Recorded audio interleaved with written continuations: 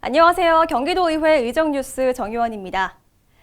일본의 무역 보복으로 많은 국민들이 자발적으로 불매운동을 이어나가고 있습니다. 전과 다른 점이 있다면 국민들이 보다 적극적으로 참여하고 있다는 점인데요. 일본 제품을 대체할 수 있는 국내 상품을 정리한 어플리케이션도 등장했다는 소식입니다. 일상 속에서 당연하게 생각하고 소비했던 일본 제품들, 이번 기회에 제대로 알아보고 살펴서 소비하는 시간이 되길 바랍니다. 오늘은 제337회 임시회 상임위원회 소식을 준비했습니다. 경기도의회 의정뉴스 상임위원회 편에서는 회기별 6개의 상임위원회 소식을 소개해드립니다. 이번 시간에는 의회운영위원회, 기획재정위원회, 안전행정위원회, 문화체육관광위원회, 건설교통위원회, 도시환경위원회의 의정활동 소식을 준비했습니다.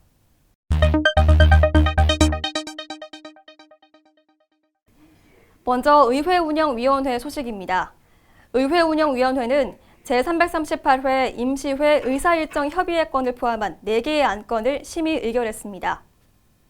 의사일정 협의회 건을 제외한 안건별 세부 내용을 살펴보면 2019년 행정사무감사 시기 및 기간 결정의 건은 2019년도 행정사무감사 시기 및 기간을 2019년 11월 11일부터 11월 24일까지 14일간으로 하는 내용이며 경기도의회 홍보대사 운영조례 일부 개정 조례안은 경기도의회 홍보대사 선정과 해촉에 있어 객관성과 공정성을 위해 경기도의회 홍보대사 심의위원회의 구성과 운영에 관한 사항을 규정하는 내용입니다. 마지막으로 경기도의회 교섭단체 및 위원회 구성운영조례 일부 개정 조례안은 경기도 행정기구 및 정원조례 일부 개정 조례안을 반영한 상임위원회의 직무와 소관을 조정하는 내용입니다.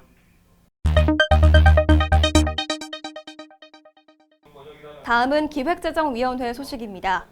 기획재정위원회는 경기도 지역균형발전 지원조례 일부 개정 조례안을 포함해 4개의 안건을 심의 의결했습니다. 이어 기획재정위원회는 7월 12일 김포 애기봉 평화생태 공원사업 현장 방문을 실시했는데요.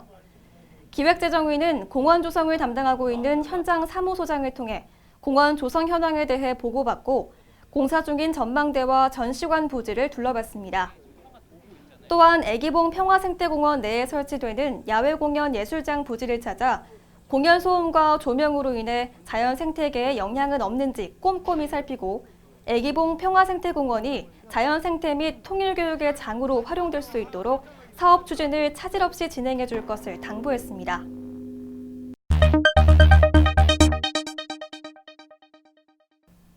이어서 안전행정위원회 소식입니다. 안전행정위원회는 경기도 사회재난 구호 및 복구 지원에 관한 조례 일부 개정 조례안을 포함해 5개의 안건을 심의 의결하고 제3차 수시분 공유재산관리 계획안 현지 확인 현장 방문을 진행했습니다.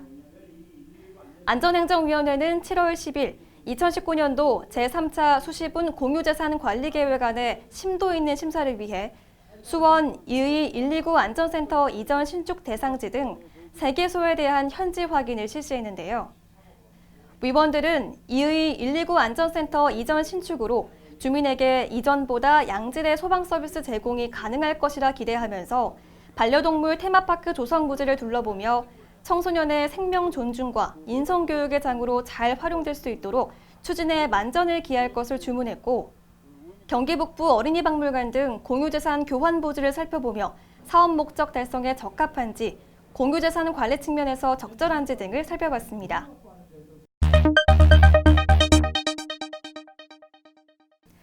다음으로 문화체육관광위원회 소식입니다. 문화체육관광위원회는 경기도 문학진흥 및 지원조례안을 포함한 3개의 안건을 심의 의결하고 경기창작센터와 경기도미술관 현장 방문을 실시했습니다. 문화체육관광위원회는 7월 10일 경기도 안산시에 소재한 경기창작센터와 경기도미술관을 방문해 현안 사항 청취와 주요 시설을 둘러보는 현장 방문을 실시했는데요. 먼저 경기창작센터 주요 현안 보고에서는 청년 예술인 창작 역량 강화를 위한 레지던스 프로그램 운영과 입주작가 전시 및 오픈 스튜디오 개최, 창의 예술 캠프 교육 프로그램 운영, 지역생활 예술 프로젝트 지원 등의 안건이 논의됐습니다.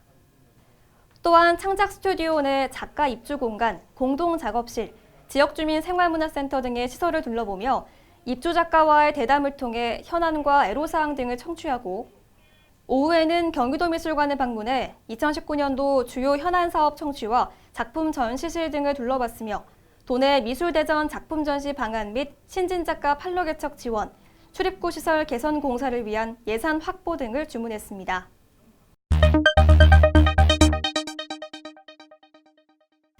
이어서 건설교통위원회 소식 만나보겠습니다. 건설교통위원회는 경기도 보행환경 개선에 관한 조례 일부 개정 조례안을 포함한 3개의 안건을 심의 의결했습니다. 특히 경기도 시내버스 요금 조정 계획안을 살펴보면 근로기준법 개정에 따라 운전직 종사자 충원과 임금 감소에 대한 대응으로 요금 조정이 불가피한 조치라며 시내버스 요금을 일반형의 경우 200원, 좌석형, 직행 좌석형의 경우 400원으로 인상을 결정했습니다. 다만 경기 순환버스에 대한 요금 조정안을 검토한 결과 기존의 600원 인상은 지나치게 높다는 다수의 의견에 따라 조정액을 450원으로 조정할 것을 제안해 조건부 가결한 내용입니다. 마지막으로 도시환경위원회 소식입니다. 도시환경위원회는 경기도 공동주택 기술자문단 설치 및 운영조례 일부 개정 조례안을 포함한 6개의 안건을 심의 의결하고 동탄 2 문화복합용지 및 경기도 신청사부지 현장 방문을 실시했습니다.